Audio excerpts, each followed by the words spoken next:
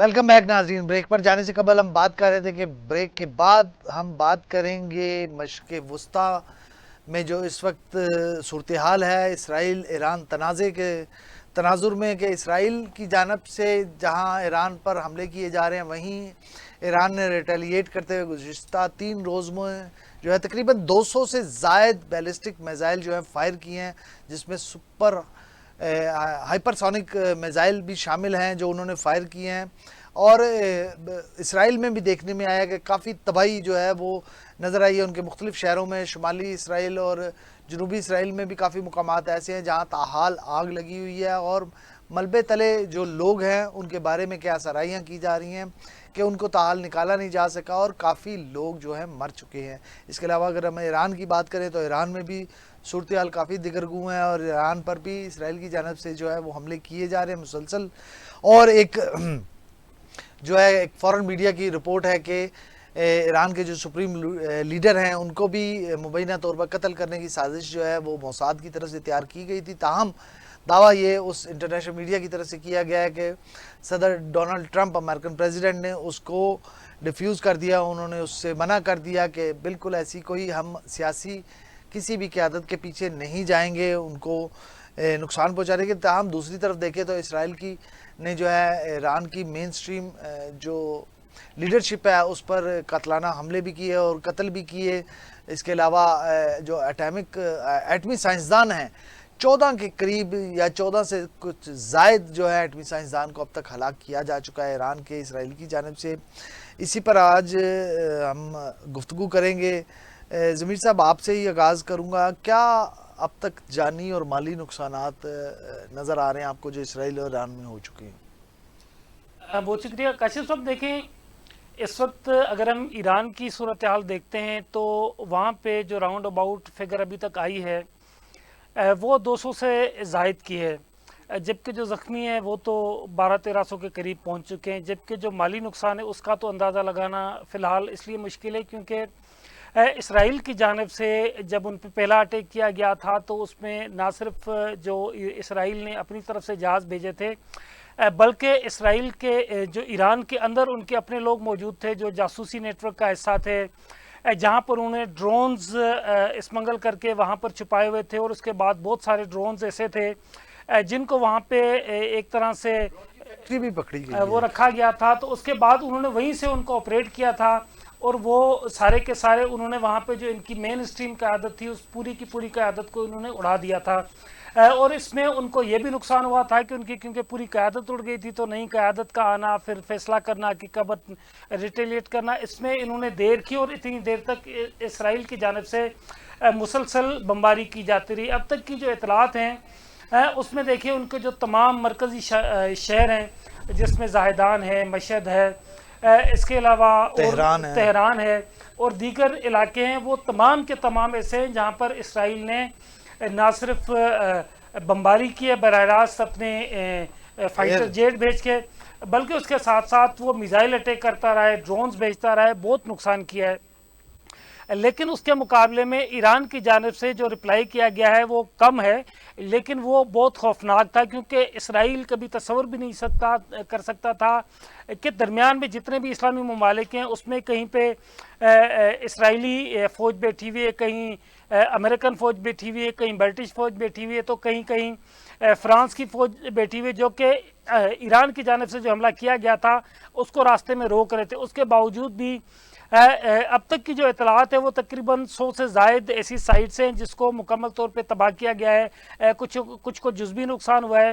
अब तक जो इसराइल ने कंफर्म किया है वो तो तकरीबन कोई 25-30 लोगों की मौत को कंफर्म किया, लेकिन इतलात ये हैं कि वहाँ पर भी सैकड़ों लोग जहन्नम वासिल हो चुके हैं और काफ़ी ज़्यादा उनका माली नुकसान हुआ है।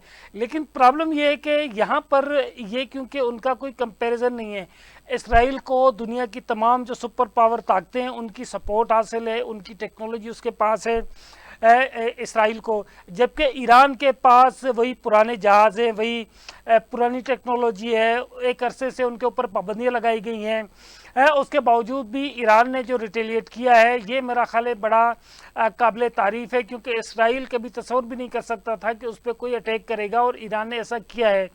لیکن پرابلم اس وقت بھی یہ ہے کہ دیکھیں ایران کو کہاں سے نقصان ہوا ہے. ایران کو سب سے زیادہ جو نقصان ہوا ہے یہ میں برملا کہتا ہوں یہ ہوا ہے ایران کی جو بھارت سے دوستی تھی اس سے, کیونکہ ایران نے بھارت کو جو چابہار والا علاقہ دیا تھا اپنی سرگرمیوں کے لیے, جو معاشی سرگرمیوں کے اور دیگر کے لیے, اور وہاں سے اس نے پورا اسرائیل کا نیٹ ورک بچھا دیا ایران کے اندر. اس وقت جو بلکہ کافی دن پہلے بھی میں نے آپ سے کبھی ذکر کیا تھا اس حوالے سے کہ ایران میں ہر تیسرا بندہ وہ اسرائیل کا ایجنٹ ہے, کچھ ڈائریکٹ ایجنٹ ہے, کچھ وایا ایجنٹ ہے, لیکن وہ پوری کی پوری انفارمیشن ان کے پاس پہنچتی ہے. اس کا اندازہ آپ اس اٹیک سے لگا سکتے ہیں جو پہلا حملہ انہوں نے کیا تھا اس میں اسرائیل کی ایران کی پوری فوجی قیادت شہید ہو گئی.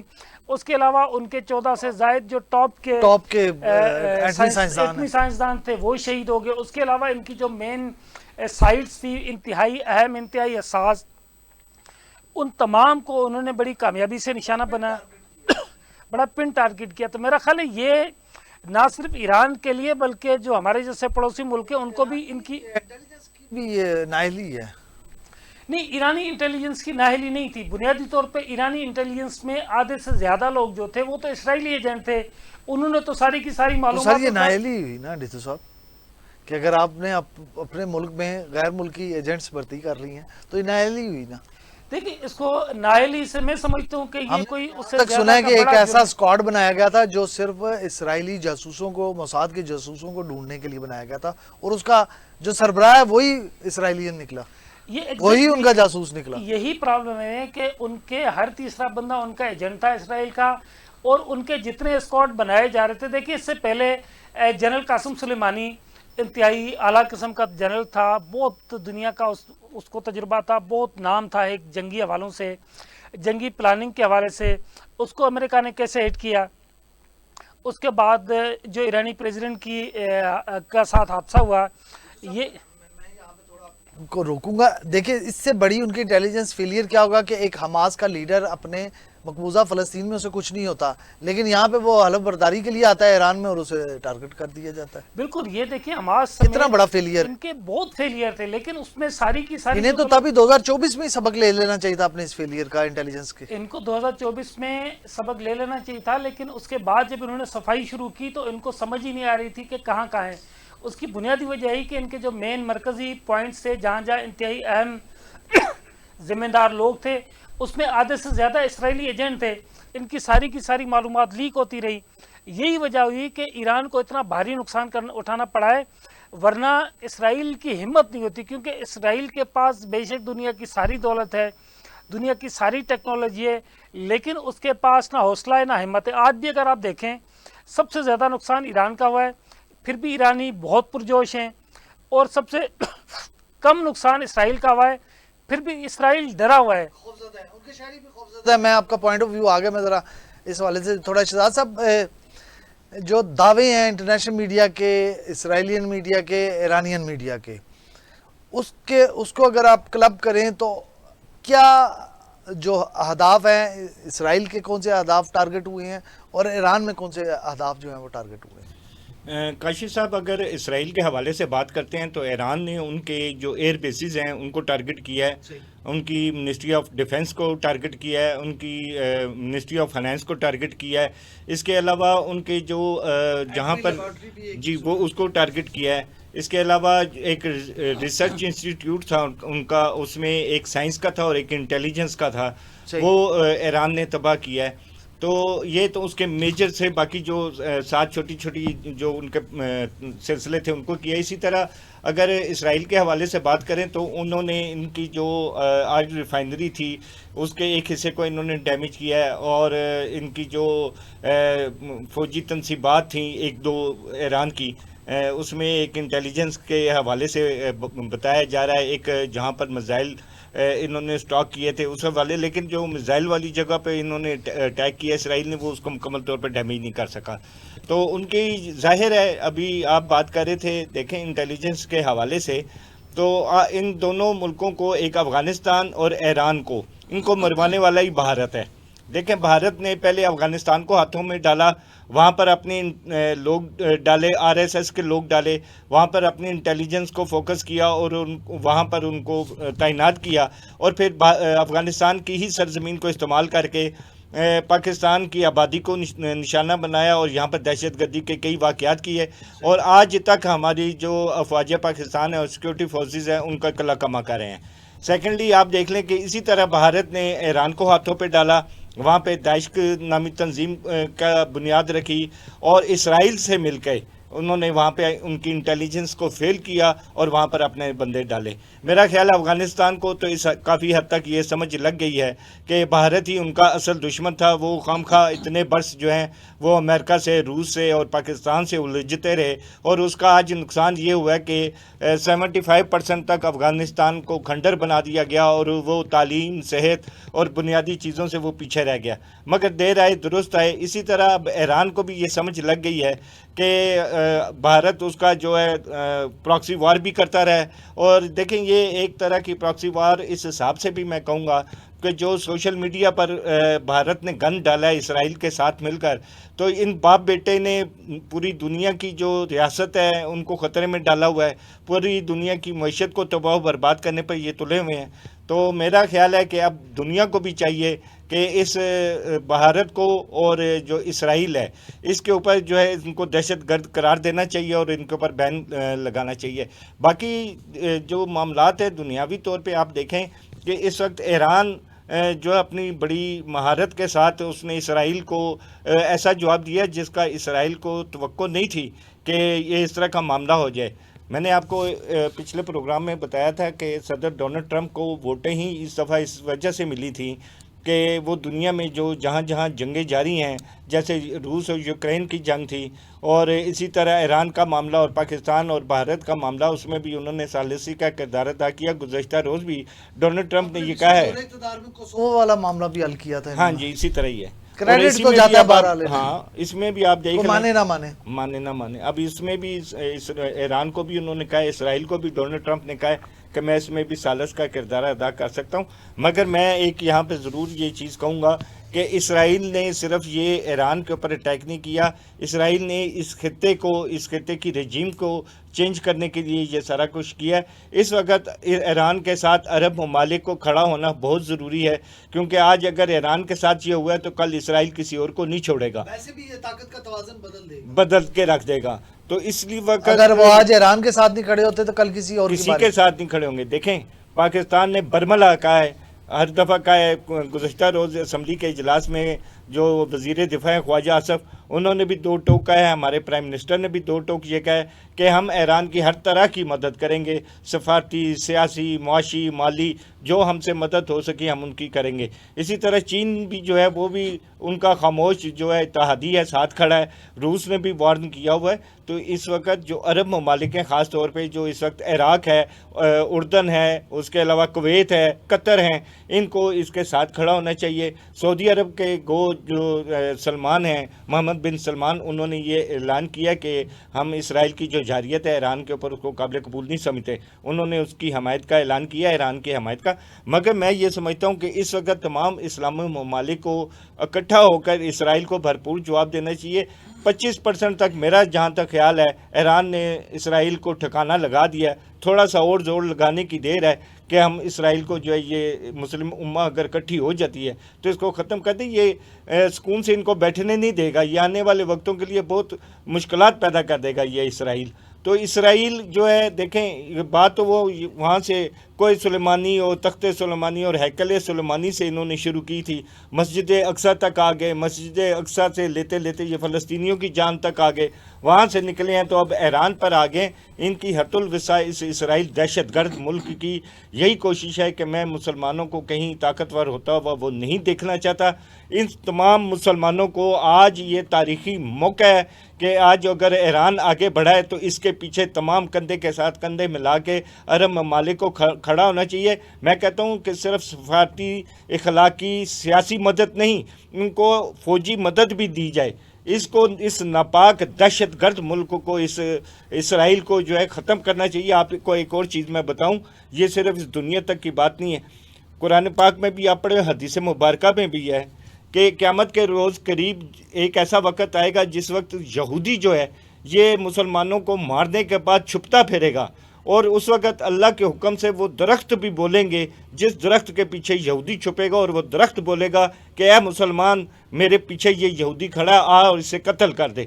تو جب یہاں تک کی نوید ہمارے دین اسلام میں موجود ہے تو میرا نہیں خیال کہ اس اسرائیل کو کسی بھی طرح سے چھوٹ دی جائے۔ ٹھیک ہو گیا۔ ریتو صاحب، ایران نے بڑا بھرپور جو میزائل ٹیکنالوجی کا اپنا استعمال کیا، ایک بعض گشت تھی کہ ایران کے پاس بڑی زبردست میزائل ٹیکنالوجی ہے، وہ بڑا اچھا کام کر رہا ہے اس پہ، کیا سمجھتے ہیں اس میزائل ٹیکنالوجی اس نے سپر جو ہائپر ہے سونک میزائل ہے وہ مارا، اس کے بعد ایک وہ، اور دوسرا اس کو رد عمل میں آئرن ڈوم ہے جو اسرائیل کا نے بڑا کھربوں روپے کا اس کا آئرن ڈوم ہے، اربوں ڈالر کا، کیا سمجھتے ہیں اس کی پرفارمنس کیسی رہی آئرن ڈوم کی، اور ایران کی میزائل ٹیکنالوجی کو آپ کس نظر سے دیکھتے ہیں؟ دیکھیں، ایران کے پاس میزائل ٹیکنالوجی بہت اچھی ہے۔ ایران بنیادی طور پہ تنہا ہے، لیکن ایران کے پاس حوصلہ ہے، ہمت ہے، اور ہونی بھی چاہیے، ایک مسلم ایمانی قوت ہے۔ دیکھیں، ایران کے پاس جو دو میزائل ہیں جس میں حج قاسم ہے اور اس کے علاوہ خیبر شکن ہے، یہ دونوں میزائل ایران نے اس کے اوپر بہت اچھے طریقے سے اپلائی کیے ہیں، جو کہ جس میں یہ صلاحیت وہ 3 بار الگ الگ جگہ پہ جا کے بلاسٹ ہوتا ہے خیبر شکن میزائل جو ہے۔ اب پرابلم یہ ہے کہ اس وقت آپ کو ایران کی جانب سے جو فائر کیے گئے میزائل ہیں اس کی تباہی اسرائیل میں برملا نظر آتی ہے۔ وہاں پہ اگر آپ دیکھتے ہیں تو لوگ رات کو نیند نہیں کرتے، وہ بنکرس میں چھپے ہوئے ہیں کیونکہ باہر نکلنے کی ان کی جرت نہیں ہے۔